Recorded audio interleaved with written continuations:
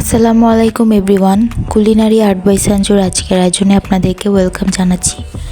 আজকের আয়োজনে খুবই ইউনিক একটা রেসিপি নিয়ে চলে এসেছি। খুবই মজাদার একটা সন্দেশ রেসিপি তৈরি করে দেখাবো আজকে।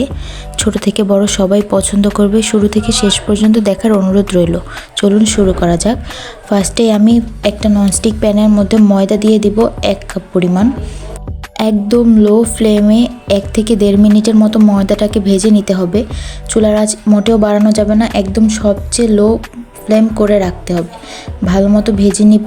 1 থেকে 1.5 মিনিট পর নামিয়ে নেব। 1 থেকে 1.5 মিনিট হয়ে গিয়েছে, ভাজা হয়ে গিয়েছে, এবার নামিয়ে নিচ্ছি। সেম সেই ননস্টিক প্যানের মধ্যে আমি 1 কাপ পরিমাণ চিনি দিয়ে দিব এবং 1/2 কাপ পরিমাণ পানি দিয়ে দিব। আমি যেই সব মেজারমেন্ট বলবো ওগুলো সেম টু সেম করলে আপনাদের সন্দেশটা খেতে খুবই মজাদার হবে এবং পারফেক্ট হবে। খুব ভালো মতো মিশিয়ে চিনিটা গলিয়ে নিচ্ছি। চিনিটা গলে গেলেই শিরাটা তৈরি হয়ে যাবে। এটাকে আর কোনো রকমভাবে জাল দেওয়ার প্রয়োজন নেই।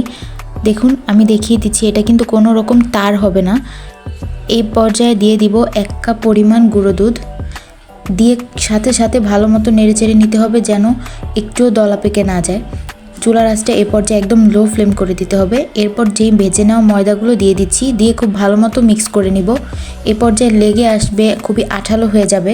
ধৈর্য সহকারে কন্টিনিউয়াসলি নাড়তে থাকতে হবে, কোনোভাবেই নাড়া বন্ধ করা যাবে না। নাড়তে নাড়তে এবার 1 টেবিল চামচ পরিমাণ ঘি দিয়ে দিচ্ছি। অবশ্যই এখানে ঘি ইউজ করবেন, কোনো রকম বাটার বা অয়েল ইউজ করা যাবে না। ঘি দিয়ে এবার ভালো মতো নেড়ে চেড়ে নিব। নাড়তে নাড়তে এক পর্যায়ে দেখবেন কড়াই থেকে ময়ানটা উঠে আসছে, তখন বুঝবেন হয়ে গিয়েছে। তখন নামিয়ে নিতে হবে।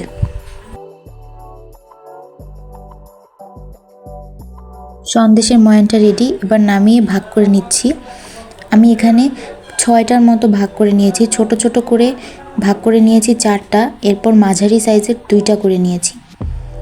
এখানে আমি সবুজ কালার, লাল কালার, হলুদ কালার এবং কোকো পাউডার দিয়ে ব্ল্যাক কালারের মতো করে নিয়েছি। আপনারা আপনাদের পছন্দ মতো কালার দিবেন।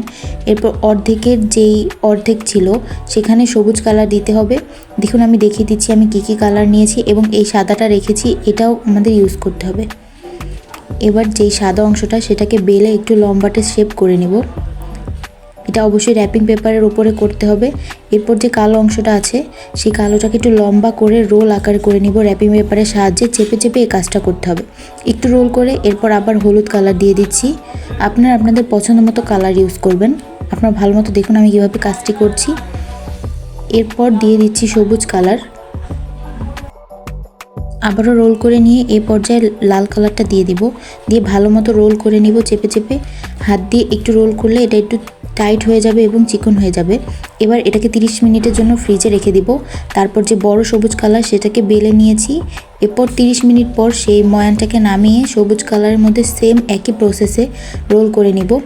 তারপর এটাকে 1.5 ঘন্টার মতো ফ্রিজে রাখতে হবে। হাত দিয়ে চেপে চেপে রোল করে নিচ্ছি এবং চিকন করে নিচ্ছি যতটুকু শেপ আমার দরকার। 1.5 ঘন্টা পর নামিয়ে নিয়েছি। এবার কেটে নিচ্ছি, কেটে সার্ভ করে দেখাচ্ছি। মাশাআল্লাহ, দেখুন দেখতে কতটা সুন্দর হয়েছে। সবগুলো কেটে নেওয়া হয়ে গিয়েছে।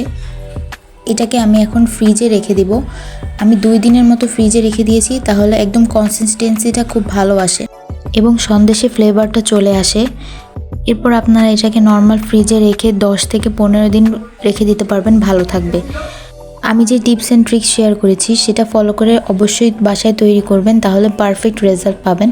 আশা করি এই রেসিপিটি আপনাদের কাছে ভালো লেগেছে। ভালো লাগলে অবশ্যই লাইক, কমেন্ট এবং শেয়ার করবেন আর আমার চ্যানেলটি সাবস্ক্রাইব করবেন। আসসালামু আলাইকুম।